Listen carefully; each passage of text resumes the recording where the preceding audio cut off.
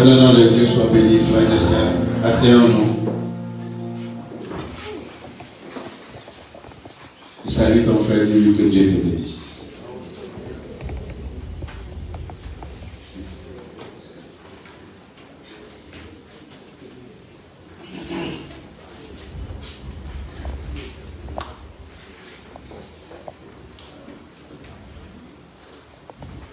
Dieu vous bénisse. Amen. Vous êtes content? Amen. C'est deux personnes qui vous. Amen. Quand vous êtes plus deux là. Vous êtes content? Amen. Si vous êtes fâché, il faut dire. Seulement si vous êtes fâché, notre Dieu est présent. Amen. Il peut vous aider. Il peut changer la tristesse en joie. Il est Dieu. Amen. Amen. Amen. Vous savez, servir Dieu, c'est un sacrifice. Amen. Et on ne sert pas Dieu parce que quelqu'un d'autre l'a fait. Non. Vous savez, frère, je vous dis, il y a des choses, les mathématiques des hommes, ce n'est pas les mathématiques de Dieu. Hein? Amen. Quand vous calculez 1 plus 1 égale 2, pour Dieu, il ne voit pas Dieu. C'est ça. Amen. Oui, parce que Dieu lui voit son esprit. Amen. Parce que, regardez, je prends un exemple, je vous montre.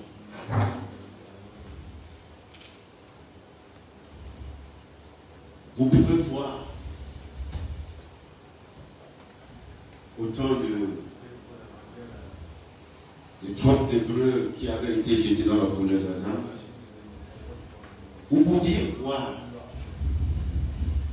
qu'il y a beaucoup de gens, beaucoup de personnes qui étaient là. Vous pouvez voir qu'il y avait beaucoup de personnes. Pour vous, c'était beaucoup de personnes là-bas, en ce temps-là, que pour Dieu, il voyait 3 personnes. Amen. Amen. C'est ça. Et si on demandait aux gens que la majorité c'était qui? Parce que si on prenait les 3 là, on est là-bas, et tous les autres de l'autre côté, on dit qui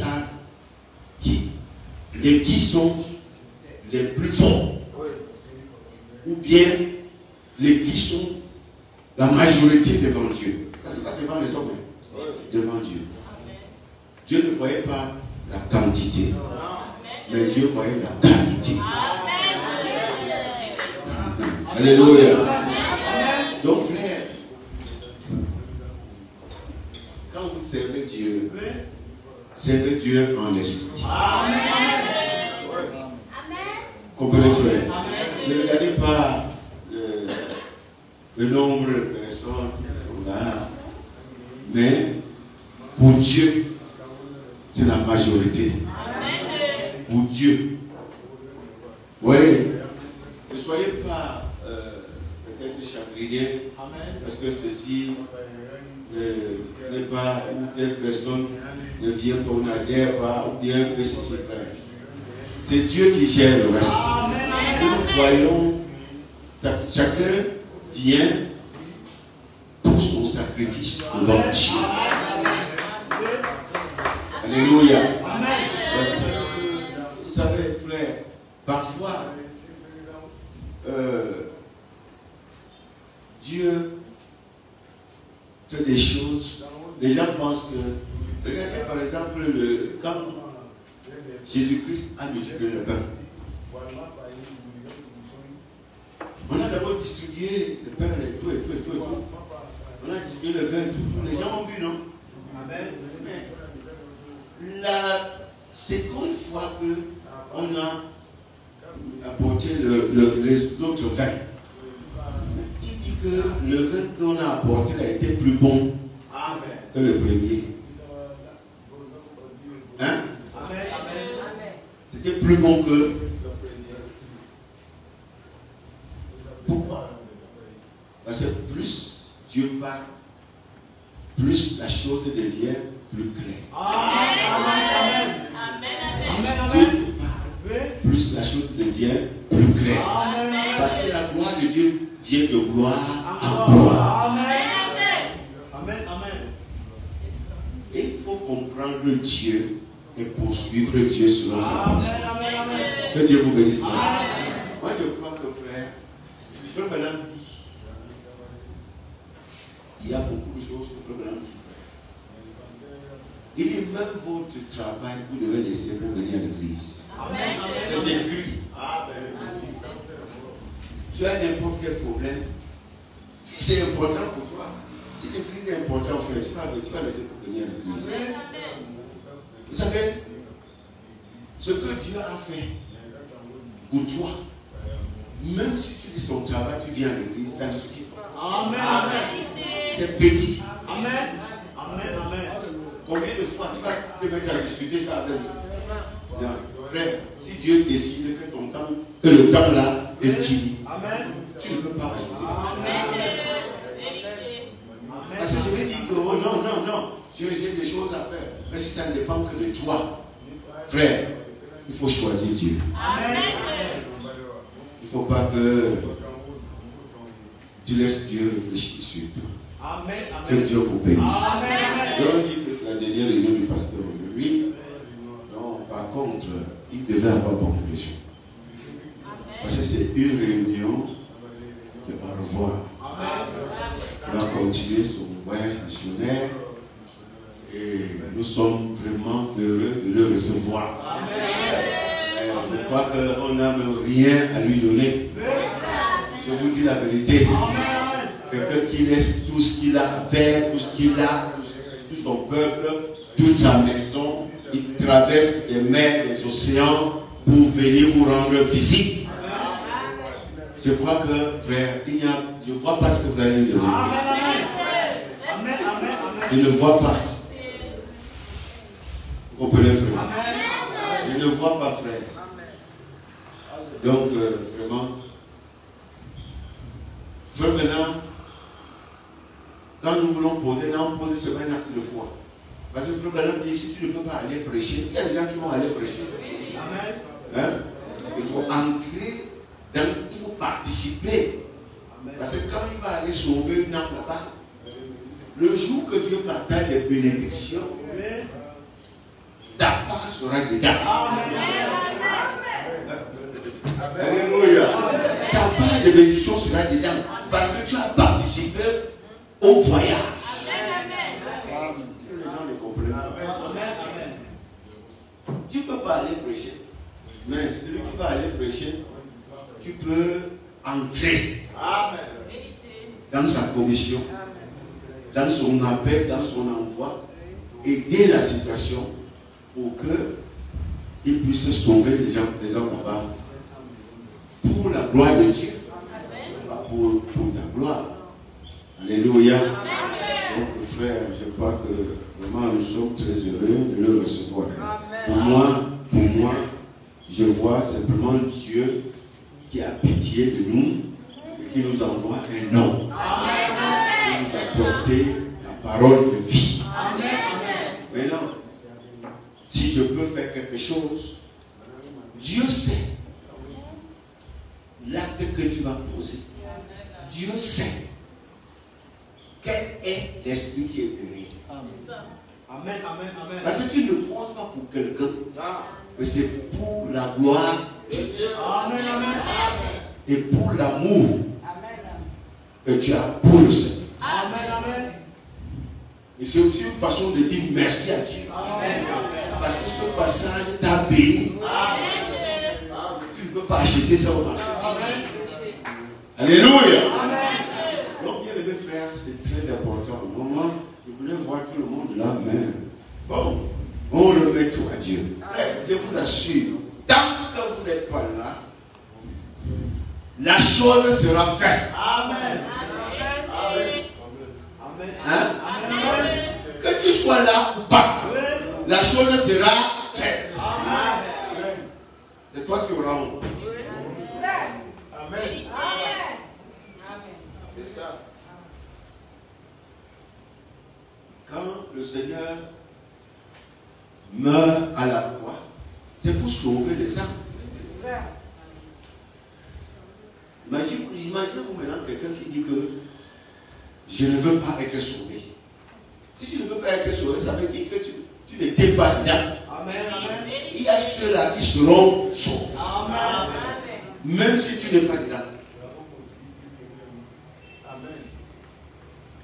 Ça revient à ce que quelqu'un avait dit à Frère Branham, même mon chien ne peut pas écouter ton évangile. Mais si ton chien ne peut pas écouter l'évangile, il y a des hommes qui écoutent ça. C'est toi qui paies. Tu paies quoi? Que le Seigneur vous bénisse. Donc, franchement, l'œuvre de Dieu sera faite. Amen, amen, amen. Que le Seigneur vous bénisse. Amen. J'ai toujours confiance au Seigneur. Amen. Et je sais que Dieu a toujours relevé tous les défis. Oui. Je voudrais que nous chantons. Numéro 101 dans la chanson. À la croix où mourir mon sauveur, je suis venu briser de douleur, la sauce en purifie à mon cœur. Astra dans la croix, astra dans la croix, astra dans la croix, la sauce en purifie à mon cœur. À la croix, oh, le mensonge, je suis venu briser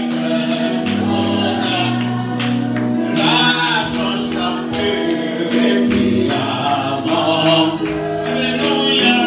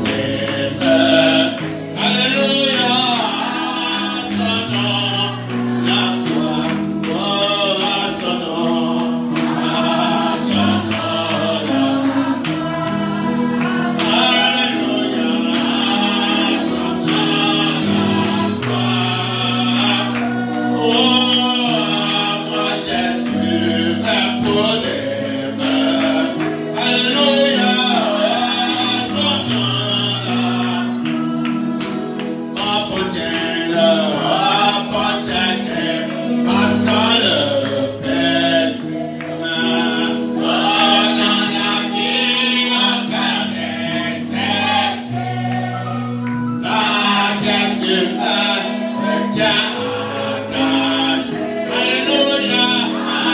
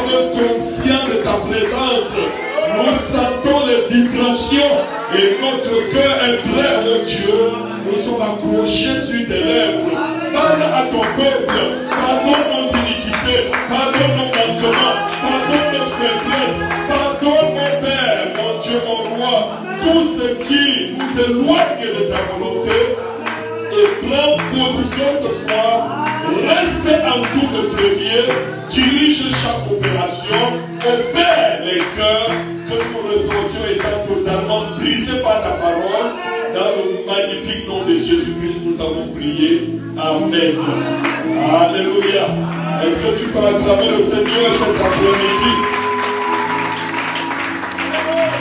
Merci beaucoup. Puisque nous sommes debout, nous allons nous pencher dans nos Bibles. Lisez avec moi dans le livre de Jean au chapitre 4, à partir du verset 3. Jean chapitre 4, à partir du verset 3 jusqu'au verset 8. Voilà ce que Dieu nous propose cet après-midi. Alors, il quitta la Judée et retourna en Galilée. Comme il fallait qu'il passât par la Samarie, il arriva dans une ville de Samarie nommée Sichar, près du champ que Jacob avait donné à Joseph, son fils. Là se trouvait le puits de Jacob. Jésus, fatigué du voyage, était assis au bord du puits. C'était environ la 6e heure. Une femme de Samarie vint puiser de l'eau. Jésus lui dit, donne-moi à boire. Car ses disciples étaient allés à la ville pour acheter des vivres. Que Dieu a dit et laisser le Saint-Esprit travailler. Et là où il nous amène, suivons-le tout simplement. Et soyons prêts à tout sacrifier pour dire Amen à sa parole. Alléluia. William Branham dit, ce sont vos Amen qui me font prêcher. Parce qu'en disant Amen, nous approuvons l'œuvre du Saint-Esprit. Nous lui donnons davantage l'occasion de penser à nous. Parce que si c'est lui qui se souvient de toi ce soir, tu es une femme garantie. Alléluia. Est-ce que vous l'aimez ce soir très fort? C'est l'un des très grands commandements. Tu aimeras le Seigneur ton Dieu de tout ton cœur, de toute ton âme, de toutes tes forces, de toute ton énergie. Alléluia. L'amour de Dieu surpasse toute autre chose au monde. Quelqu'un pouvait dire, si toute la terre était le parchemin, et si tous les océans du monde étaient de l'encre, et si tous les brindilles qu'on trouvait là-dehors étaient des plumes, on ramasserait ces brindilles, on tremperait dans les océans, et on écrirait sur l'univers département ce qui concerne l'amour de Dieu, et on n'aura rien commencé. Il y aura encore tellement à dire. Et quelqu'un pouvait encore dire, Jésus a tellement fait des choses au milieu de ses disciples que vraiment s'il fallait tous les écrire, on n'aurait pas de documents pour pouvoir connaître Dieu. Tout ce que vous lisez dans la Bible, vous allez concerner quelque part. Nous allons voir ce soir ce qui me concerne, ce qui te concerne. C'est le verset 4 qui retient mon attention. Qu'est-ce que j'entends par là? Je comprends par là que le passage de Jésus à la Samarie était un passage d'avance programmé. Est-ce que tu saisis quelque chose? Ce n'était pas au hasard, comme il fallait. Donc en réalité, quelque chose était déjà programmé. Il fallait, mais ce jour-là, il pouvait aller n'importe où. Et puis même, en fait, ce n'est pas à Samarie qu'il partait. Mais on dit qu'il passait seulement. Mais on dit qu'il fallait qu'il passe par là. Il pouvait passer par une autre fois pour arriver là où il partait. Mais il fallait seulement qu'il passe par la Samarie. Alléluia. Je comprends par là que la rencontre avec cette dame était une rencontre programmée. Bien-aimé, ta fille est une fille programmée. Il fallait qu'il passe par là.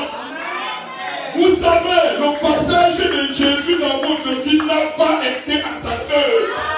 C'est un passage programmé. Alléluia. Le fait que tu acclames ce soir, il fallait que tu l'acclames. Il fallait que je prêche l'évangile cette fois à Gordere. Il en fallait. Si vous entrez dans il fallait, vous allez voir tellement de choses. La femme samaritaine croit qu'elle est restée le désir ou alors elle a aimé aller au puits. Et à ce moment-là, c'était pas le matin, à la 6e heure. Là, quand elle se secoue en partant là, parce que c'était une heure, c'était une yoyette. Pendant qu'elle se secoue, parce qu'elle est sortie à une heure où elle est sûre qu'elle peut rencontrer quand même quelques clients. Elle vivait de ça. C'était sa vie. Elle n'avait pas d'autre source de revenus. Alors, quand elle trouvait seulement un petit lion sur la route, fou dans ta vie. Il y a beaucoup de gens qui pensent qu'ils sont en train de vivre gratuitement. On ne vit pas gratuitement. Je ne suis pas venu au monde gratuitement. Ma venue au monde a été préordonnée, a été programmée par Dieu. Donc je ne suis pas venu gratuitement. Je ne vis pas gratuitement. Je ne me lance pas gratuitement. Tout ce que je fais a un but. Tout ce que tu fais dans la vie a un but. Si ce que tu fais n'a pas un but, alors il faudrait encore te poser beaucoup de questions. Vous ne pouvez pas sortir l'enfant le matin, donner un plateau de beignets qu'elle va vendre si vous n'avez pas un but derrière cela. Derrière ce plateau de beignets, il y a la pension de l'enfant. Voilà pourquoi vous le lancez dehors. Alléluia. Mais ne vous pouvez pas lancer tout simplement. J'ai vu beaucoup d'enfants avec le plateau de beignets. Mon enfant aussi va sortir. Non. Dans quel but? Ce que tu as vu dehors là, leur maman les fait sortir avec un projet. C'est pourquoi ils sont dehors. C'est pourquoi je ne pense pas qu'un chrétien ne fait pas les choses pour faire. Un chrétien ne va pas à l'église pour partir. Il y a des vrais chrétiens qui font à l'église. Mais à côté d'eux, il y a aussi les arnaques à l'église. Il y a les arnaques à l'église. Il y a les chrétiens et les arnaques à l'église. Je vais à l'église. Tu vas faire quoi? Donc, n'est-ce pas le nom de Dieu va toujours à l'église? Il ne sait pas pourquoi il vient à l'église. Bien-aimés frères et sœurs, ce soir même, tu vas te plaindre demain. Où sont les frères? Où sont les sœurs? Non, ceux qui sont là savent ce qu'ils viennent chercher. Ils savent ce qu'ils viennent chercher. Celui qui ne vient pas, il ne trouve pas son intérêt. C'est tout. C'est tout. Il ne trouve pas son intérêt. Mais quand quelqu'un se lève, vous voyez que ceux qui sont à l'église ce soir n'avaient rien à faire. On a tellement de choses à faire. Il y a tellement de choses qui pourront nous faire gagner beaucoup cet après-midi. Mais les gens ont sacrifié beaucoup de choses importantes pour venir ici cet après-midi parce qu'ils sont consentis qu'à venir ici ce soir, il y a un but plus important à venir ici ce soir. Bien-aimés frères et sœurs, vous devrez agir toujours dans un but bien précis. Si le fils d'un chien, c'est le chien. Si le fils d'un lion, c'est le lion. Si le fils d'un corps, c'est le corps. Le fils de Dieu, c'est un Dieu. Et comme notre Père fait tout dans un but, nous devons agir pareillement. Jésus ne s'est pas levé le matin comme ça. Le vent l'a poussé là où il pouvait partir. Il y a les frères qui marchent poussés par le vent. Tu pars où, frère? Je ne sais pas, là où ça donne, je pars aussi là-bas. Non, tu es fou. Tu es fou. Tu es un fou, tu marches comme ça. Quelqu'un te traverse avec la sueur qui coule sur lui. Il a même porté un gros caillou sur la tête. Il te traverse très pressé. Et tu n'as même pas encore fait 5 minutes. Tu entends le pas derrière toi. Il revient encore tout pressé. Il passe encore, il retourne. Parfois, tu te demandes comment il partait même où. Donc, il marche sans but. C'est pour ça que pourquoi, quand tu sors de cette manière, les chiens féroces vont tomber sur toi. Ils vont te couper la bec. Ils vont te détruire. Vous savez pourquoi on tue trop les cerfs, les biches au champ? On les tue trop parce qu'on les voit aussi trop. Oui. Parfois, le chasseur quitte sa maison. Il met dans sa tête qu'il s'en va chercher les singes. Ou alors les écureuils. Et puis, à peine il a fait quelque part, il a dit, quoi? Il fait l'autre peine, il a dit, quoi? Un seul passe là, après, ils sont toujours en train de courir. Toujours. Alléluia. Maintenant, le monsieur avait compté ses munitions par rapport aux écureuils qu'il cherchait ou alors aux sangliers qui partaient chercher. Et tellement une fois laissé passer, monter, descendre, alors tout de suite l'idée vient de bon, mieux je commence d'abord par ici. Il lançait la barre, il ne sortait pas pour ça, mais il s'est toujours obligé de tuer. C'est ça. C'est ça. Nous vivons encore cette génération aujourd'hui où la jeunesse court trop. Oui, on court trop. Car Dieu nous a donné une richesse. Au lieu de t'asseoir au pied d'un ancien pour manger responsablement, pour suivre les instructions, pour suivre les principes, aller doucement, doucement et mettre sûrement, tu es en train de courir. Cette année c'est une doctrine, demain c'est une autre doctrine, après-demain c'est une autre. En 55 doctrines, tu cours trop. Les chiens de meute vont t'arracher la gorge. Ils vont t'arracher la gorge. Quand on court de cette manière, il n'y a pas de but dans la course. Oui, parce que hier, sa première course, c'était Branham et le prophète que Dieu nous a envoyé. Après, tu le vois retourner, Branham et Dieu. La même personne. Une course sans direction, sans objectif. Tu ne peux finir que totalement blessé par les chiens sauvages. C'est pourquoi David dit, mon âme a soif du Dieu vivant. Alléluia. Il fallait que Jésus passât par la Samarie. Quand j'ai vu ça, j'ai regardé cette pauvre femme samaritaine qui dégoûtait presque tout le monde autour d'elle. J'ai dit, la grâce de Dieu est souveraine. Quand Dieu t'aime, il t'a aimé. Et la fin de l'amour de Dieu pour toi n'est pas une affaire spontanée comme ça.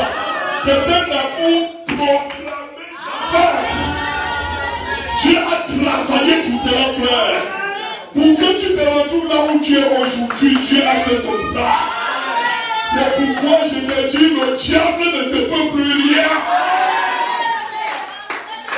Le diable n'était pas dans le programme de ton élection. Il n'était pas dedans. Il peut venir tenter de t'effrayer, mais il ne changera plus jamais ton destin. Il ne changera pas ta destinée.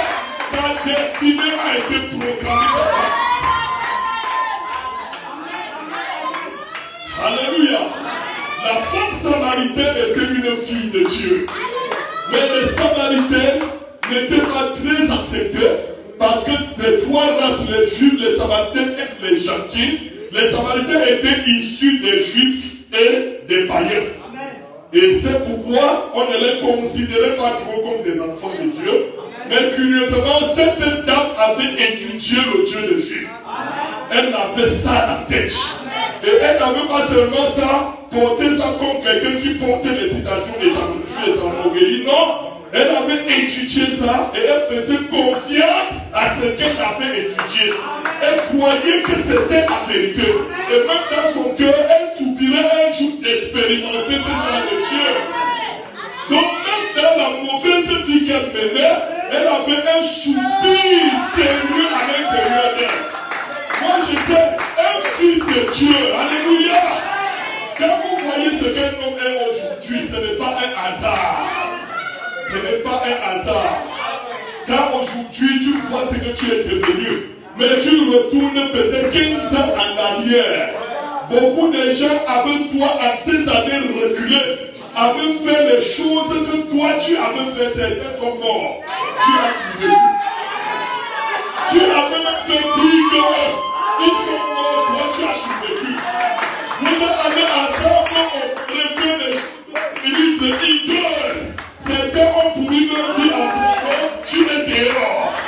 Tu ne sais pas comment ça t'a échappé. Parce que Dieu protégeait sa séance, même que tu étais dans la boue.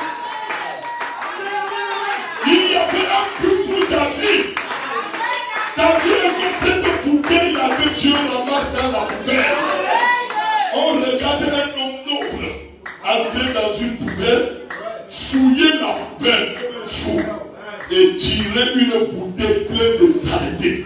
On regarde à l'intérieur, il y a des lianes, il y a des trucs terribles à l'intérieur. des asticots. Et on peut se poser la question, mais cet homme noble part où avec une telle chose? Vous croyez que quelqu'un qui est normal peut entrer dans une poubelle sans savoir ce qu'il amène à la poubelle? Vous croyez que quelqu'un qui est normal et qui entre dans une poubelle, fouille les cadavres des chiens, il balance là-bas, les vieux couscous depuis 3 semaines, il balance là, il fouille, il va la retirer une vieille bouteille sans savoir pourquoi il a besoin de cette bouteille? Non, s'il est normal et qu'il fait ce qui semble anormal naturellement, c'est qu'il a un but derrière cela. C'est pourquoi je parle du but de Dieu dans ta vie. Et c'est toi cette bouteille-là. Nous étions comme les autres, les enfants de la malédiction. Notre place est infouée à la colère de Dieu. Mais le Dieu qui est riche en miséricorde, à cause du grand amour dont tu nous as témoigné, il est venu vers nous sans tenir compte de notre mauvaise condition. William Branham dit, si Jésus, en venant sur la terre, tenait compte de notre condition, personne ne serait sauvé. Il n'a pas regardé cela. Malheureusement, tellement tu regardes à ton frère que même ta propre foi ne tient plus de toi. Parce que tu as le temps de t'occuper de l'autre. Jésus est venu, nous n'étions bons que pour la colère. Nous étions sables dans ce monde perdu, plein de gâchis. Jésus n'a pas regardé la poubelle dans laquelle nous étions. Il n'a pas regardé notre condition sale. D'ailleurs, il a dit que c'est vers eux que nos malades, le médecin a besoin de partir. Mais il est venu retirer cette bouteille que nous déclarons éternelle. Il a regardé la bouteille et les gens pouvaient lui dire, dans notre cœur, on dit, mais Seigneur, tu es un homme juste, tu es un homme saint, parfait. Où vas-tu avec ce monsieur? Les boîtes de nuit, c'est lui. La cigarette, c'est lui. La poisson, c'est lui. Les femmes, c'est lui. La sorcellerie, c'est lui. La magie, c'est lui. Jésus dit, taisez-vous, moi aussi, je connais. Mais j'ai un but pour sa vie. J'ai un but pour sa vie. Mais est-ce que Jésus va utiliser nos médecins sorciers? Non. Est-ce qu'il va utiliser nos médecins adultères? Non. Il va d'abord nettoyer l'adultère. Nettoyer la sorcellerie. Nettoyer. Alléluia.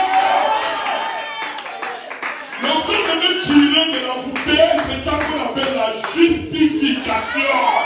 De me tirer de la poubelle. C'est-à-dire, il entre la main et me fait changer de cap. Je quitte la poubelle pour entrer dans un monde acceptable, agréable. Et ce n'est pas parce que j'ai changé de cap que je suis déjà plein. Non, je suis encore sale. Mais il a voulu me sortir d'abord de ce cas-là. Alléluia. C'est pourquoi je confonds encore, je mens encore, je fais encore toutes ces choses-là. Et beaucoup de gens me jugent. Ils me jugent sur ce qu'ils font à présent. Mais Jésus m'a sauvé sur ce qu'il fait plus tard. C'est pourquoi les prostituées vous dévanceront. Parce que tu la juges pour ce que tu vois maintenant. C'est pourquoi parfois l'église est en confrontation avec le berger. Parce que le berger c'est l'esprit de Christ. Un esprit de patience. Un esprit d'endurance. Un esprit, je ne sais pas comment je vais appeler ça. C'est une patience prolongée. Une patience comme celle de Moïse. Une sorte de patience qui pour vous semble parfois une faiblesse. Mais ce n'est pas le cas. C'est que devant cette situation-là, vous voyez que ce qu'il faut faire pour régler la chose là, excommunication. Finissons avec lui. Frère, finissons avec lui pour que l'église soit propre. Mais le berger en regardant ne voit pas encore ça. C'est vrai que ce que vous voyez, lui aussi voit. Mais au-delà de ce qu'il voit, il voit autre chose. Il espère. Il continue à mettre la crainte. Il espère que cette plante va se réveiller. C'est ça. Si Jésus nous regarde à chaque moindre erreur de notre vie, accomplir la parole, l'église il serait vide. Personne ne me dit même de s'asseoir ici. Même avant d'entrer à l'église ce soir, si on ressent tes fautes, Jésus va te claquer ce soir. Mais il nous accepte malgré tout, parce que Jésus sait que malgré ses fautes, ce n'est pas dans ton intention de faire ça pour lui mettre mal à l'aise. Il sait que c'est des choses qui viennent de manière inopinée comme ça, mais il sait que dans ton cœur, ton vrai but c'est de lui être agréable. Alors Dieu tient compte de ta volonté, volonté, volonté.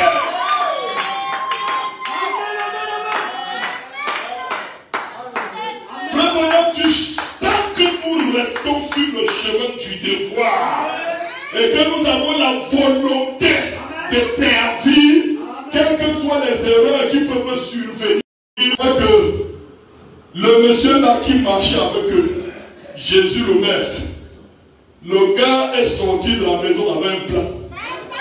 Et eux, ils faisaient le suivisme. Oui, le suivisme. Et ils sont arrivés là, ils sont passés parce que, en fait, la Samarie n'était pas l'objectif. Mais le passage était important. Parce qu'en allant atteindre leur objectif là où eux, charnellement, naturellement, pensaient, vous allez voir qu'on dit qu'ils se sont avancés en ville pour acheter des vivres. Donc ils sortaient comme ça, préparer l'équipement pour le témoignage ou l'évangélisation. Essayer de préparer tout le confort qu'il fallait pour ça. Mais Jésus expressément prend le chemin qui passe par la Samarie. Parce que Jésus, avant la fondation du monde, il y a eu un conseil au ciel. Et dans cette conférence au ciel, il a été décidé et pointé une brebis du côté de la Samarie. Et avant qu'il n'arrive sur terre, l'un de ses projets était d'atteindre cette brebis. Et le jour était arrêté, tout était arrêté. Alléluia. Mais vous êtes venus sur terre, ce n'est pas le hasard. Même le jour de votre naissance, ce n'est pas un hasard. Parfois, vous cachez vos âges, mais quand on dit il est trop vieux, ou alors il est encore jeune, on cache. Mais ça, savoir que tout dans votre vie est préordonné. Mon âge est préordonné. Oui, tout est préordonné. Frère, j'ai 22 ans. Autant après, quand tu as le coup, tu dis, dans mon vrai âge, j'ai 26 ans. Mais tu es quelle qualité de personne? Tu es quelle qualité de personne? Bon, tu as 22 ans, tu as 26 ans. D'après Dieu, tu as quel âge? Tu as quel âge?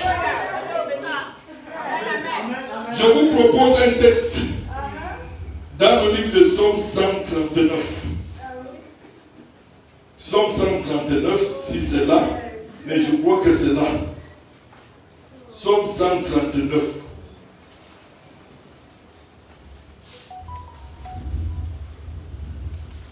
C'est vraiment là. Prenons à partir du verset 13. Écoutez. C'est toi qui as formé mes reins. Il parle à Dieu. C'est toi qui as formé mes reins. Qui m'a tissé dans le sein de ma mère. Voilà. Je te loue de ce que je suis une créature si merveilleuse. Même étant moi ciré comme je suis merveilleux. Toi qui m'as été décapé, est-ce que Dieu te reconnaît encore? Je te loue de ce que je suis une créature si merveilleuse. Tes œuvres sont admirables. Et mon âme le reconnaît bien. Mon corps n'était point caché devant toi. Lorsque j'ai été fait dans les lieux secrets, tissé dans les profondeurs de la terre, quand je n'étais qu'une masse informe, tes yeux me voyaient. Et sur ton livre étaient inscrits les jours qui m'étaient destinés avant qu'aucun d'eux n'existât. Oh frère, On a aimé beaucoup notre prophète, seulement qu'il est mort. D'abord, le problème, c'est quoi? Il devait mourir à quel âge? L'âge qu'il est mort là, c'est les jours qui lui étaient destinés. C'était programmé. Votre inquiétude ne peut ajouter ni gloire ni blâmer un seul chemin de votre tête. Ça ne peut pas. Laissez Dieu faire son travail. Laissez les lois de Dieu fonctionner dans vos vies. Nous ne pouvons pas stopper le programme de Dieu. Le programme de Dieu, alléluia. Il faut même que tu saches pourquoi Dieu t'a envoyé sur terre. Et que tu le loues pour cela. Et que tu l'adores pour cela. Il faut que tu sois fier de ce que tu es là. Je ne comprends pas pourquoi une femme qui est noire chercherait à être métisse. Dieu a voulu que tu sois noir. Contente-toi de ça. Sois seulement propre. Sois propre. On se lave avec de l'eau et du savon. On se lave avec la cire. On se lave avec la cire. Ne va pas écorcher le thème que Dieu t'a donné. Tu as un thème admirable. Nous, Dieu pour cela. Le thème que Dieu t'a donné, il te l'a donné pour un but. C'est pour un but. La beauté que Dieu t'a donnée, c'est pour un but. Le problème, c'est que tu ne crois même pas à ta beauté. Oui, tu nous dis chaque fois que tu es laide. Oui, toutes les femmes que vous voyez épilées ici, porter les tubes collés par là, essayer de faire tous les tubes, c'est pour dire Seigneur, pourquoi tu m'as fait laide? Je vais me débrouiller à être belle. C'est cela. C'est que tu crois fermement à ta laideur. Pourtant, la laideur n'est pas une insulte. Ce n'est pas une insulte. Même Jésus était laid. Ouais. C'est ça. Amen. Je vous vois comment ça vous surprend, non? On a dit, un jeune frère réunit toute sa puissance, tout son courage pour venir vers toi. On m'a demandé si avec le laid frère là m'a aussi demandé la main. Tu crois que tu l'as insulté? Peut-être tu le qualifies réellement pour ce qu'il est. C'est une créature merveilleuse. On a dit de Jésus, son visage n'avait rien pour plaire. Il n'avait rien pour attirer les regards. Rien. Rien. Mais quelque part, on nous dit qu'il est le plus beau d'être Dieu. C'est cela. Contente-toi de ce que Dieu t'a fait. Et un conseil, sois toi-même. Sois toi-même. Pourquoi on vient en janvier, tu es noir. On vient en décembre, tu es jaune. Tu es la sœur du caméléon. C'est cela. Tu prends les formes et les couleurs selon les circonstances. Tout ce que Dieu a fait, il l'a fait dans un but. Il a une raison à ça. Quand il t'a créé dans un but.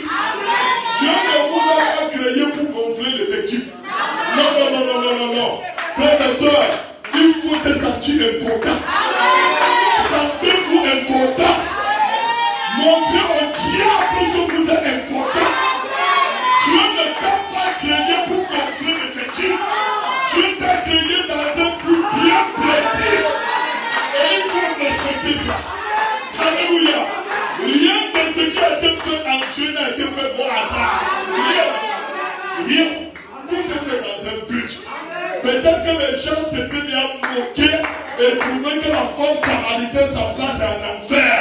Mais Dieu n'avait pas dit son dernier mot.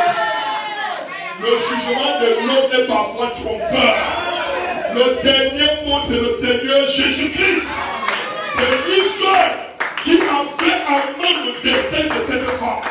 Dans les années du ciel, il était inscrit que cette femme était une fille de Dieu. Et quelle que soit où la sémence se retrouvait, la parole allait la retrouver. C'est pourquoi il fallait qu'il passât par là. Il y avait une sémence là-bas. Tant qu'il y a une sémence dans ta famille, la parole la retrouvera. Et je sens que tu sois le transport de la parole de cette sémence. C'est cela. Alléluia. Est-ce que tu es heureux cet après-midi? C'est cela. Il fallait qu'il passe Il fallait que Jésus passât par là où il est ce soir. Alors Seigneur, qu'est-ce que tu es venu faire ici ce soir? C'est même exactement pour ça que je suis là. Je suis ici ce soir pour savoir ce qu'il avait prévu pour moi ce soir. Parce qu'il n'a pas voulu que je sois ici pour rien. Oui. Même toi qui es assis, la parole tombe, tu regardes comme un espion. Comme un espion. Jésus t'a placé ici pour ça. Vous savez qu'il y a 7 ministères ordonnés du corps de Christ. Il y a aussi 7 ministères au revers de Satan. Oui, oui. Et ils sont dans l'église. Les uns prêchent pour perfectionner le corps. Les autres prêchent pour perfectionner les incrédules. Ça veut dire qu'ils mènent leur iniquité jusqu'à l'apogée. Il faut que ça grandisse aussi. C'est cela. Frère Branham dit que le peuple d'Israël, qu'on appelle peuple élu de Dieu, ils n'ont pas été élus pour rien. Ils n'ont pas été élus pour rien. Ils ont été élus pour porter le sang royal. Le sang pur. Par lequel le Messie devait visiter la terre. Et c'est pourquoi avec Israël, on ne fait pas de mathématiques. On dit que bon, s'il vit bien, il est élu. S'il ne vit pas bien, il est perdu. Non, non, non. Israël est élu, déjà élu. Il n'y a plus du travail. Dieu ne travaille plus pour eux. Ils sont déjà élus. Ils sont fils par adoption, par élection. Donc c'est cela. On n'a pas besoin de s'asseoir pour décider pour eux. Pour ceux qui seront, pour ceux qui représentent devant Dieu. Devant Dieu, ils ont été élus. On parle de toute la nation élue. C'est cela. Quand on arrive chez nous, on ne parle plus de la nation. Quiconque. Par contre, on raconte quiconque.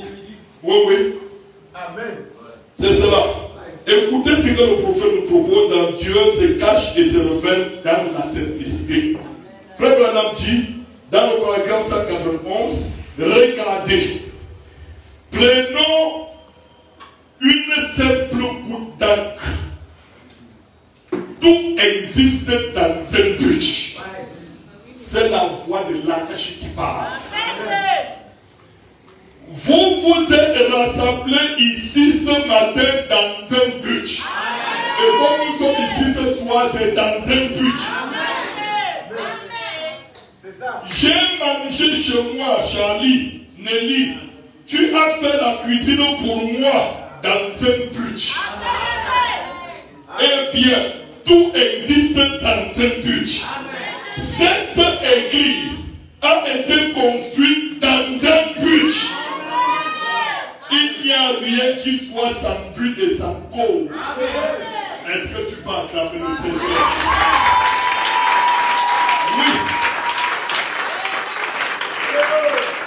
Comprends que si tu ne comprends pas encore cette dimension des choses, là où tu es assise là, tu es comme ça dans une église. Tu l'appelles l'église de Dieu. Sache que Dieu n'établirait pas une église sur terre pour rien. Sans savoir pourquoi il le fait. Non, on a beaucoup de millions qu'on peut se trouver ce soir. On peut aller se joindre à ceux qui fêtent le bouton là-bas dehors. Oui, on peut aussi marquer la salle. On mange quand même une cuisse avant de se séparer. Mais ce qui se passe par ici, c'est plus que le cuisse de bouton. C'est la parole. Nous sommes à la table de la parole. La véritable communion. Alléluia. Je suis ici cette fois dans un but. Cette église a quelque chose à me proposer. Et je l'attends à grand frère. Ce n'est pas pour rien que ton église existe ici. Dieu l'a établi ici dans un but. Si tu ne l'as pas encore compris, je l'ai compris. Et quand je vais à l'église, j'oublie, je ferme mon esprit à tout ce qui m'a intrigué, à tout ce qui m'a frustré, à tout ce qui m'a jeté dans l'anxiété. Je sais qu'à l'église, j'aurai la solution.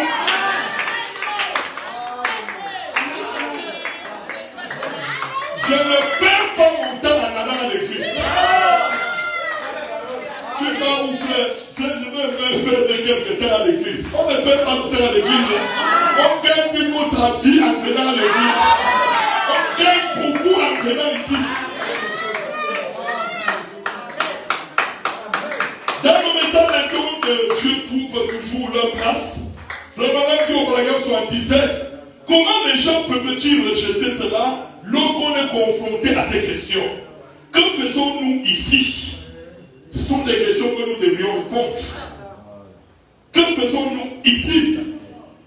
Nous évitons seulement de mettre les gens en difficulté pour ne pas demander palpablement comme ça. Parce qu'il y a certains qui sont ici parce qu'ils ont rendez-vous avec quelqu'un d'autre. Oui.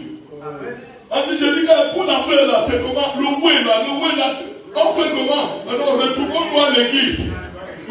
L'église, c'est le centre commercial. Là où il vient conclure le oui. Jusqu'à s'il arrive là, il lance dans la salle, le frère n'est pas là, la parole ne passe pas. Ça ne passe pas. Il ne sait pas ce qu'il est venu chercher à l'église. Il venait faire le oui. C'est ça. C'est ça. C'est pourquoi je vous dis, c'est même pas parce qu'on est assis sur un banc à l'église qu'on est chrétien.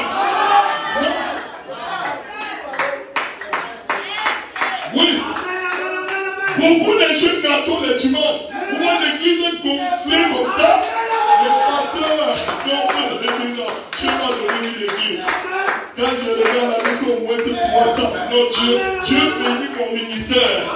Sans savoir que beaucoup de jeunes garçons sont là parce que le radar a signalé que la qualité de mignonité qui est dans cette église. Quand tu parles là-bas de ceux qui sont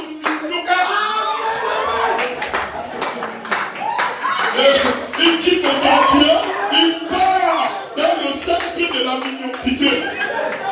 Il s'assoit dans la parole chaude, il dit Amen. Lui-même il chante, tu connais de la parole qu'il apprécie. Il est très fier parce que c'est mon Dieu qui l'a, il a accéléré dedans. C'est cela.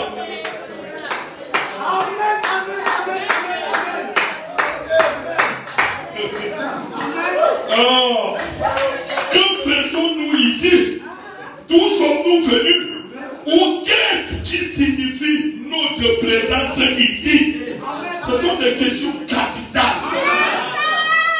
Nous n'avons pas été placés ici simplement par hasard. Je suis en train de lire le prophète. Les dons de Dieu trouvent toujours leur place. Paragraphe 77. Nous n'avons pas été placés ici par hasard. Nous avons été placés ici dans un but. Et nous devons accomplir ce but.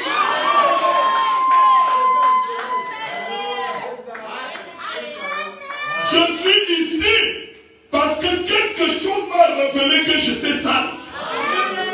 J'étais impur. Je ne méritais rien. J'avais perdu le droit de citer.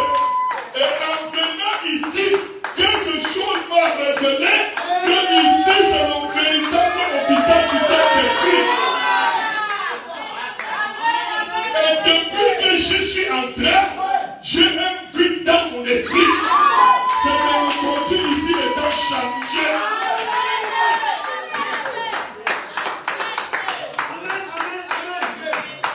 Nous devons accomplir ce but.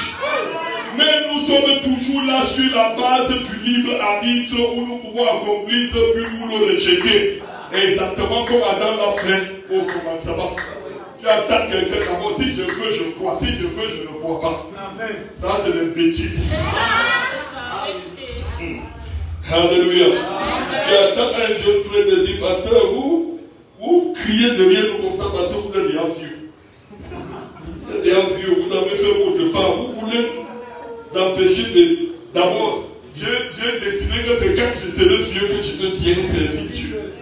On dit que même ta vie là a été déjà tracée. Tu es en train d'attendre être vieux.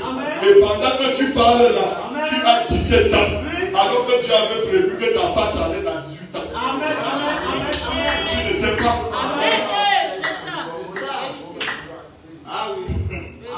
Le but, c'est quelque chose qu'on se propose d'atteindre.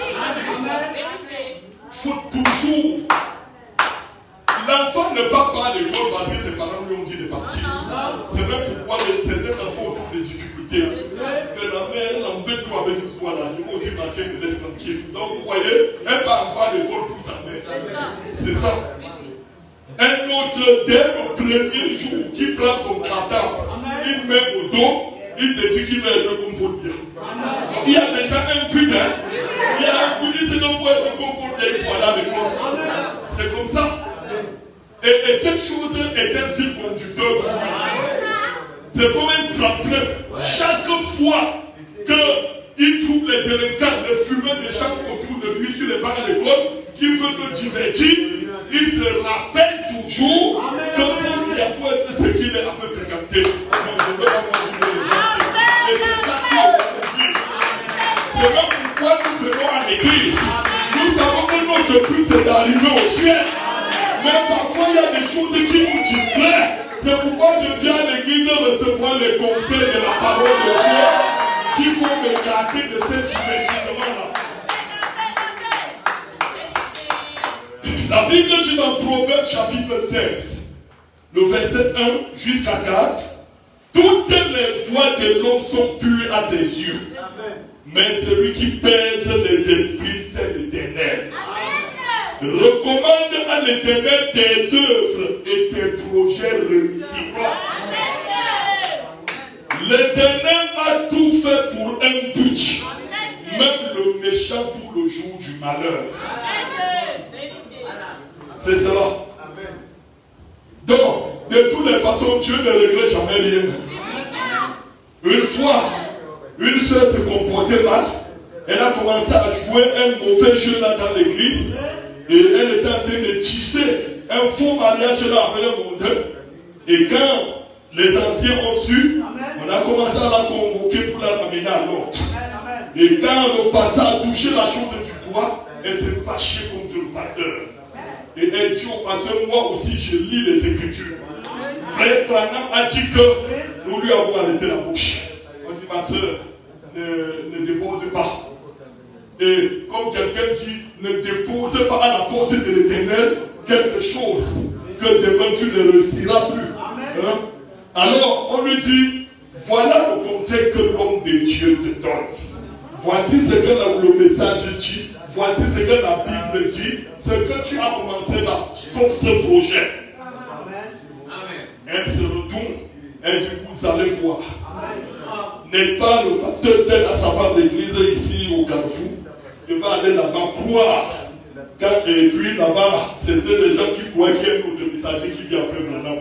Il dit, je vais aller là-bas croire la fausse doctrine. Je peux me perdre, Dieu va te demander mon âme. J'ai dit, peut-être c'est un malade mental. Ça ne va pas. Mais vraiment, il y a quelque chose qui ne va pas. Toi-même, tu choisis d'aller te perdre. Pourquoi Dieu demande maintenant au pasteur? Il dit l'apôtre Paul, il dit, je vous ai donné tout le conseil de Dieu sans en rien cacher. Pasteur, rassurez-vous de leur donner tout le conseil de Dieu. C'est votre sécurité. Dites-leur ce qu'a dit le prophète. Dites-leur ce que dit la parole. Et s'il le faut au-delà des bornes, vous êtes plus de leur sang. Et si quelqu'un veut se perdre, la Bible dit son sang ne tombera sur sa tête.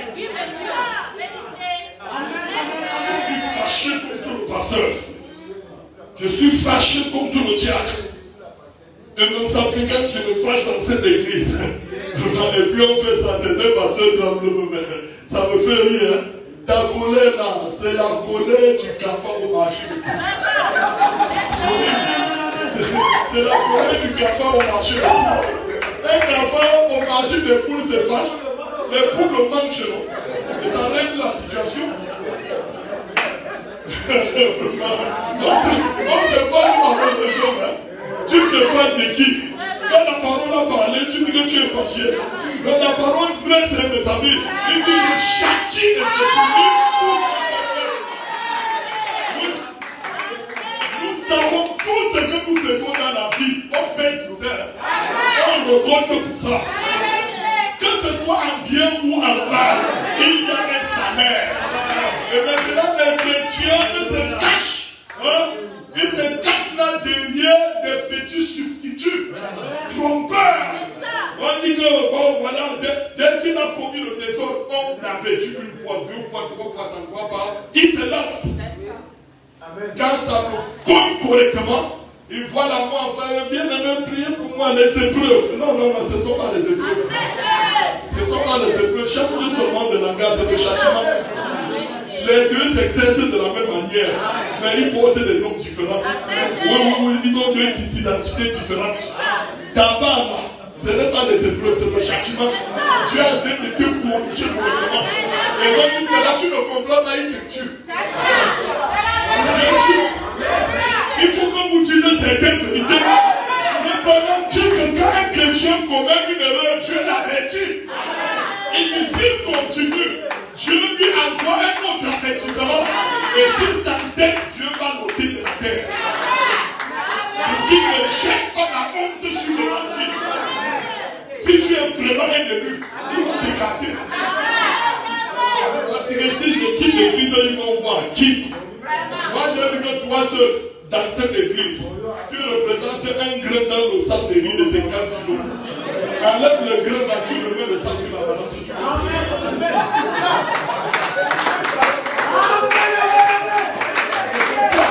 ne fait pas le chantage à Dieu. On ne fait pas le chantage à Dieu. C'est toi qui as besoin de lui. C'est pas lui qui a besoin de toi. C'est cela. Dieu n'est pas le chantage.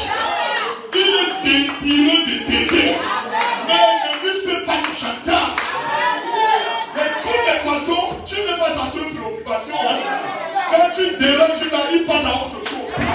C'est tout. Et là, ce n'est pas pour ton bien. Dieu dit faisons attention.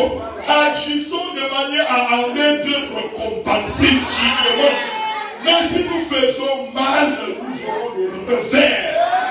Vous savez, Dieu est un bon payeur.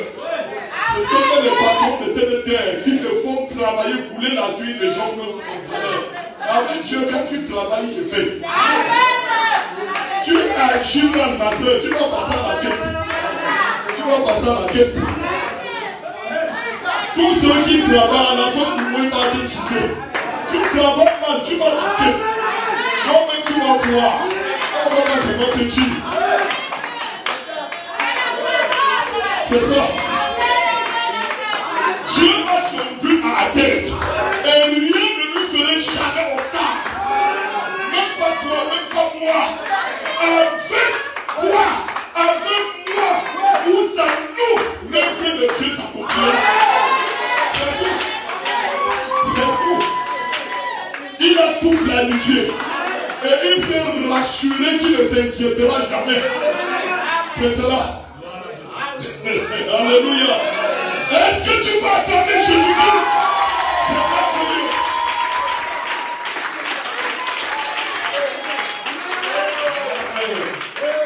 Abraham qui essayait de leur dire la vérité en face. Et ils vont commencer à dire je vais aller dans notre église. Je vais aller dans notre église. Chrétien bordel. Chez nous là, c'est les chrétiens qui mentent. Les tignas, les bordels, ils partent d'homme à homme. C'est cela. Et puis, ce qui t'a fait fuir ici, si c'est un mauvais esprit qui t'a fait fuir ici, tu entres dans n'importe quelle église, l'église ne te change pas, ne te transforme pas.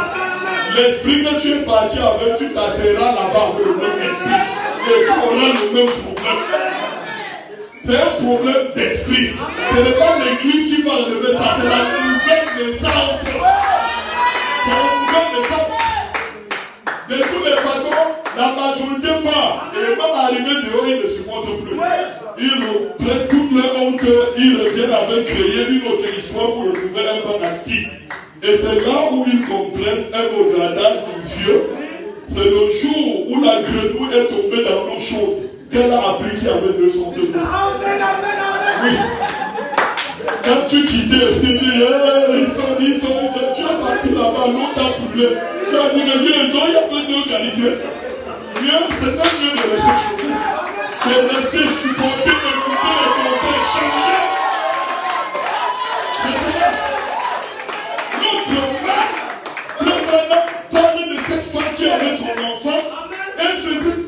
attirer l'attention de l'enfant regardait toujours ailleurs. Cette maman était chagrinée. Elle voit que son enfant était devenu hystérique. Elle fait tout pour retenir l'attention de l'enfant. Et c'est comme si la tête de l'enfant ne tient pas. Et la maman était dérangée. Dérangée, dit voilà ce que l'église est devenue. Jésus fait tout. Il envoie et les guérisons, et les miracles, et le confort, et tout ce qu'il envoie pour retenir, attirer l'attention de l'église. Et nous continuons toujours dans notre mauvaise information. C'est pourquoi Jésus est chagriné. Le rôle des serviteurs de Dieu ici, c'est passer le temps à te montrer la gloire. Mon frère, mon fils, voilà ça. Voilà, comme quelqu'un qui te montre la lune, non? On dit, regarde, l'objectif c'est ça. Je veux que tu vois ça. Les chrétiens, et puis tu te donnes une nouvelle chose que je montrais, tout le monde a levé la tête. Qu'est-ce qui se passe? Ils ne connaissent pas tout ce que c'est que la lune. N'est-ce pas tout le monde avait levé? J'ai dit, voilà ça. Tout le monde lève la tête et après se tournant, il parle d'autre chose. Ça ne concerne pas la lune. Voilà la condition de l'église. Parce que quand le pasteur monte la lune, l'autre voit que le doigt du pasteur. On dit voilà la lune. Il dit son doigt est tendu. Il me distrait. Tu vois, notre objectif parle toujours ailleurs. La chair. C'est ça qui nous tue. On te montre la lune, tu vois le doigt qui monte la lune. Et le pasteur là même, il n'a pas l'onction. Non, laisse onction ou sa onction. Ce qui veut que tu vois, c'est la lune. C'est la lune. C'est la lune.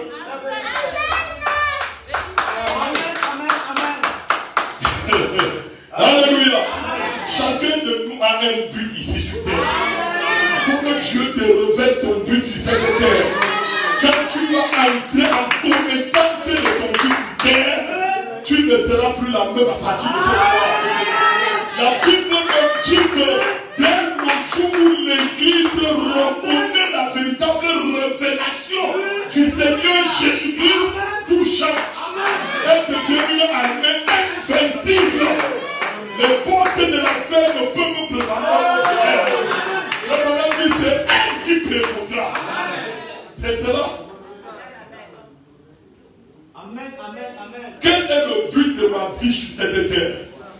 Dans l'écriture sur la muraille, Frère Branham déclare par exemple 33. L'écriture sur la muraille. Il y a quelque temps, je parlais à un homme à Idaho, là-haut, et il a dit, eh bien, M. Branham, a-t-il dit, j'ai élevé des cochons. Il a dit, mon grand-père avait ce troupeau. Il nous a fait étudier, nous les enfants. Et avec le même troupeau, il a fait étudier mes enfants. Et mes enfants grandiront et feront étudier les leurs avec le même troupeau. J'ai dit, c'est très bien, monsieur. C'est un travail légitime d'élever un troupeau. Mais ai-je dit, savez-vous que Dieu vous a placé ici dans un but autre que celui d'élever les cochons pour instruire vos enfants? Prenez ça en considération. On prend un virage. Il dit, savez-vous que Dieu vous a placé ici dans un but autre que celui d'élever les cochons pour instruire vos enfants? Dieu vous a placé ici pour être des fils et des filles de Dieu. Et si vous manquez d'atteindre cela, vous manquez de recevoir le but même pour lequel Dieu vous a placé sur la terre. C'est vrai. Donc Dieu t'a placé sur terre pour être son fils, pour être sa fille. Et cela requiert beaucoup de choses. Peu importe combien vous êtes honnête, décent, moral, combien vous pouvez être bon, et quel homme très social vous pouvez être, vous manquez toujours la peine si vous ne servez pas le Seigneur Jésus et que vous ne devenez pas un fils ou une fille de Dieu. Peu importe combien vous pouvez être bon, un bon voisin, combien vous pouvez être un bon n'importe quoi, tout cela est bien et nous apprécions cela. Mais mon frère, manqué d'atteindre le but pour lequel Dieu vous a placé sur la terre. C'est vrai. Peu importe combien tu as déjà rassemblé dans ton compte, c'est bien. C'est même légitime. C'est nécessaire. Mais si tu t'arrêtes là, tu as manqué le but. C'est même ça le péché. On dit, tu es un enfant de Dieu. Enfin, je compte, je suis dans mon deuxième milliard. Mais le problème est où? Tu le deuxième milliard, ça fait quoi? Ça nourrit les asticots. Ça ne fait que nourrir les asticots. Et les asticots n'iront pas au ciel. Vous êtes des temples d'asticots. Le but pour lequel nous sommes ici, alléluia, c'est pour tout faire, pour éliminer ces asticots-là.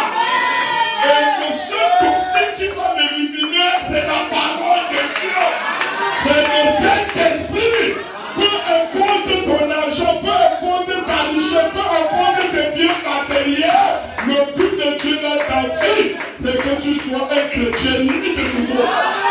Rempli du Saint-Esprit. Que tu sois une semence prédestinée. Et la semence prédestinée, mes frères et sœurs, il y a une erreur que nous faisons souvent. Beaucoup de gens cherchent, alléluia, ils veulent appliquer la parole pour devenir des élus. Non. Quand Frère Branham nous présente la chose, contrairement à ce que la théologie présente aux gens, on ne fabrique pas l'élection. On ne fabrique même pas le christianisme ou la chrétienté. On ne fabrique pas. Ça ne se fabrique pas, c'est une nature. Avez-vous déjà rencontré un pigeon qui se bat pour que les plumes poussent sur lui? Sa nature, c'est qu'il est pigeon. S'il naît là, tout nu, laissez le temps. Vous allez voir les plumes pousser tout seul. Parce que c'est une nature. Mais le problème, c'est qu'on a à l'église des véritables cochons revêtus des plumes de la colombe. Tu regardes, tu crois que c'est la colombe, mais tu fais l'erreur de passer avec lui là où il y a la poule. Il entre à l'intérieur. C'est là où tu comprends que ce n'est pas la même chose. C'est ça. Vous savez, on n'aide pas Dieu. Vous voyez un frère qui est souffrant. Souffrant. Il n'arrive pas à boire le remède. Je crois à la guérison divine. Je crois à la guérison divine. Je suis passager la foi. Non. Si on t'a prescrit ton remède, quoi? Parce que, alléluia, la médecine, tout ça fait partie des principes de Dieu. Tu combats la médecine, tu combats Dieu. Ce sont les principes de Dieu. Et ce n'est même pas en refusant de faire ça que ça prouve que tu es vraiment un bon chrétien. Non. En fait, un élu n'a pas besoin de fabriquer les vertus. On ne fabrique pas les vertus. Les vertus sont conséquentes de votre nature. C'est même une conséquence de ce que vous êtes. Quand tu es élu, la preuve c'est que tu vas vivre la parole. Je ne crois pas aux gens qui se proclament élus et que leur vie laisse à désirer. Non, on dit qu'il nous a élus avant la fondation du monde. Que nous soyons saints et libres. Oui. Donc j'ai été élu pour vivre la parole. Élu pour être agréable à Dieu. Élu pour amener le ciel content. Élu pour prêcher l'évangile. Donc ce que je fais ce soir fait partie de mon devoir. C'est pourquoi l'apôtre Paul dit malheur à moi si je ne prête pas l'évangile. C'est cela. Un autre est là pour apporter l'évangile, il marchande de l'évangile. S'il ne connaît pas le poids d'enveloppe que tu vas déposer entre ses mains, il ne prêche pas. Non, Dieu ne le connaît pas dans ce domaine. Le ministère c'est un sacrifice. Le ministère c'est une vocation. Le ministère c'est la foi des âmes dans les cœurs. C'est la chose qui passe. Tout le reste là ne sont que les supports. Alléluia. Est-ce que nous sommes ensemble? Est-ce que nous sommes ensemble? Pourquoi Dieu a établi l'église sur cette terre? Je vous donne deux citations du prophète et puis nous nous arrêtons quand nous aurons bien compris que notre présence ici réjouit le ciel. Parce que être élu ici, ce n'est pas parce que le pasteur a dit que je suis un élu. Lui aussi ne dit pas la foi. Parce qu'il est même, Amen. il ne dit pas la foi. Quand il dit non, vraiment mon fils, c'est vraiment un vrai fils de Dieu. Ce n'est que par la foi. En fait, moi seul, je dois détenir mon témoignage. Il faut que son esprit rende témoignage à mon esprit que je suis enfant de Dieu ou un élu de Dieu. Et les œuvres sont l'expression de la foi. Vous ne pouvez pas dire que vous êtes un fils de Dieu sans faire ce que font les fils de Dieu. Non, la foi exprime les œuvres. La preuve que Noé avait la foi, c'est qu'il avait le manteau, les ténèbres assis. Pourquoi même Dieu viendrait, je ne sais pas, vers un médecin pour lui dire de construire l'arche? Non, non, non, non, non. Il va construire avec quoi? De la piqûre. Est-ce qu'ils m'ont compris? Noé faisait dans le métier quoi? On ne peut pas dire à quelqu'un, construis là, jusqu'à lui indiquer l'arbre, indiquer les dimensions et tout. Ça veut dire que Noé devrait posséder un maître. Il ne va avoir une scie, il ne va avoir le marteau, il ne va avoir tous ces éléments-là. Et ce sont ces éléments qui prouvaient qu'il croyait à ce que Dieu lui avait dit. Il va les appliquer. Les œuvres sont l'expression de notre foi. C'est cela. Il n'y a pas de foi sans les œuvres. C'est cela.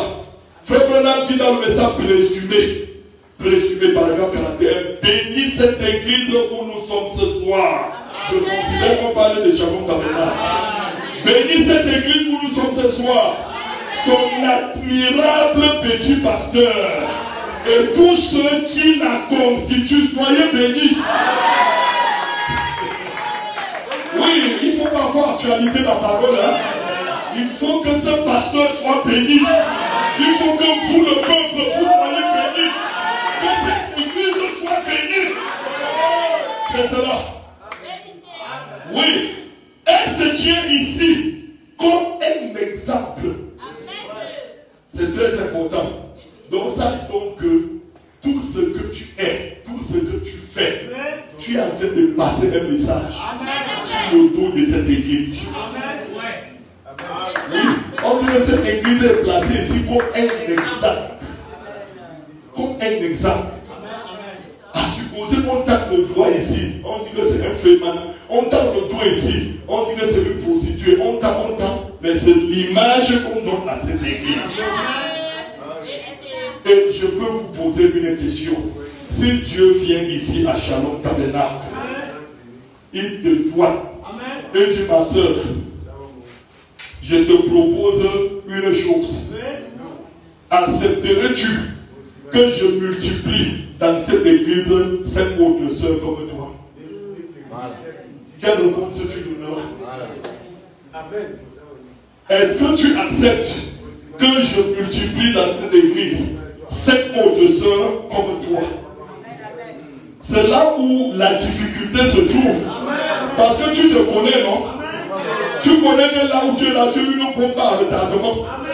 Que même parfois le pasteur esquive seulement le missile. Que ça n'explose pas contre lui. Ici, on sait que dans cette église, c'est quand il y a des terribles mouvements à l'église que tu te sens à l'aise. Il y a des gens qui ne sont en paix que si l'église est troublée. Oui. Non, il est dans l'anxiété. Quand tout va bien à l'église, je ne le sens pas. Mais quand le mouvement commence, on commence. On dit le pasteur, il délivre même de s'asseoir. Le diacre, voilà. La soeur est dans sa peau. Elle est dans sa peau, elle est dans son vrai jour. Et là, Dieu me dit, ma soeur, est-ce que tu peux me permettre de multiplier 5 autres soeurs comme toi pour cette église-ci? Toi-même, tu vois que si tu acceptes, l'église est foutue. Si tu acceptes qu'on multiplie ton esprit là par 5, on a tué l'église. C'est pouvoir changer à partir de ce soir. Il faut changer. Changer jusqu'à promettre à Dieu de multiplier même en centaines et par milliers comme toi. Là, tu es sûr que si on multiplie les gens comme toi, Gaoudé va exploser. Les hôpitaux vont se fermer. Parce que les guérisons vont se faire par ici. Oui, la police n'aura plus de travail. Parce que les gens ne se comporteraient plus mal. Oui, même les palais de justice vont entrer au chômage. Il n'y aura plus rien à juger. C'est ce qui se passe au revers du pays légal. C'est ça. Parce qu'on parle du grand refait du pays légal. Beaucoup de gens entendent que tu parles de refait ainsi, tu ne sais bien. Non, non, non, ça c'est le mouvement de l'esprit. Ça c'est la sensation. Et c'est aussi normal.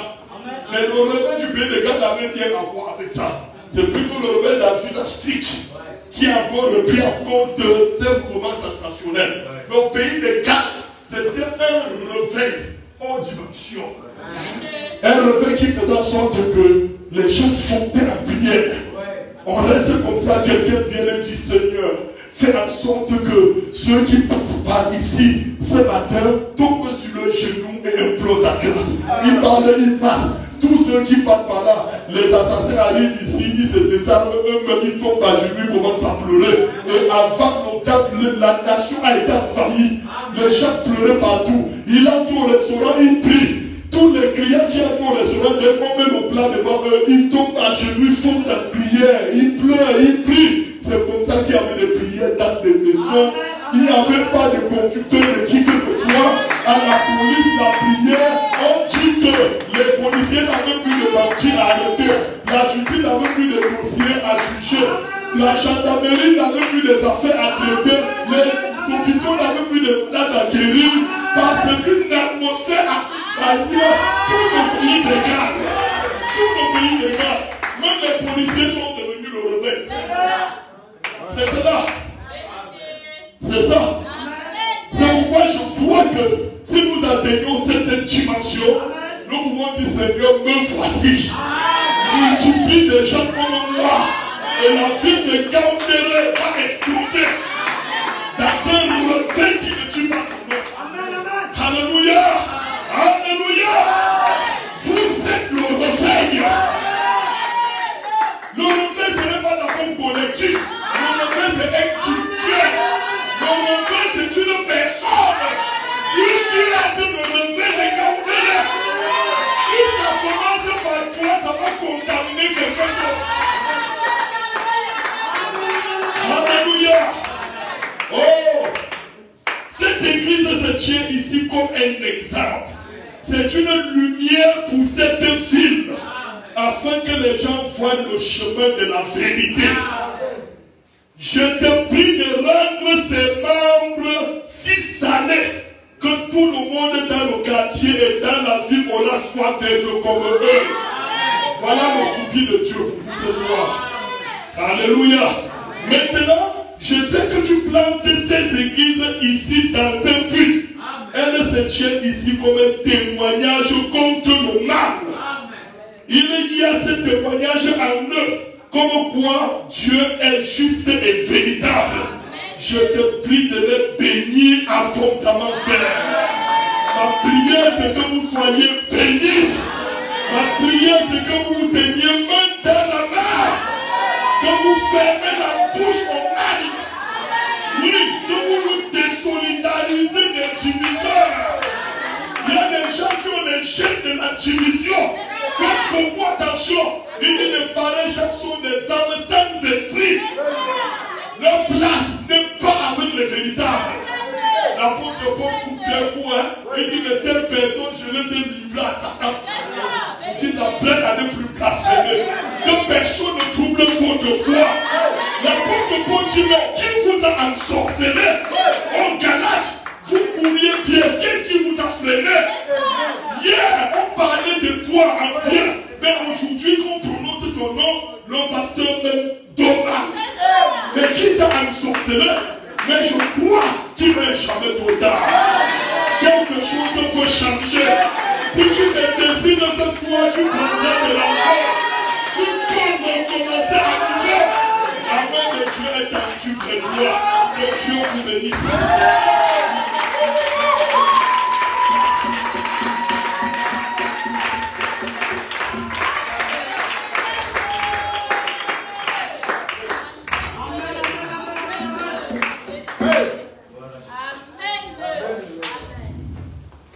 Que Dieu soit loué.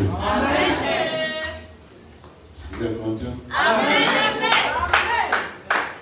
Est-ce qu'on peut acclamer pour ça?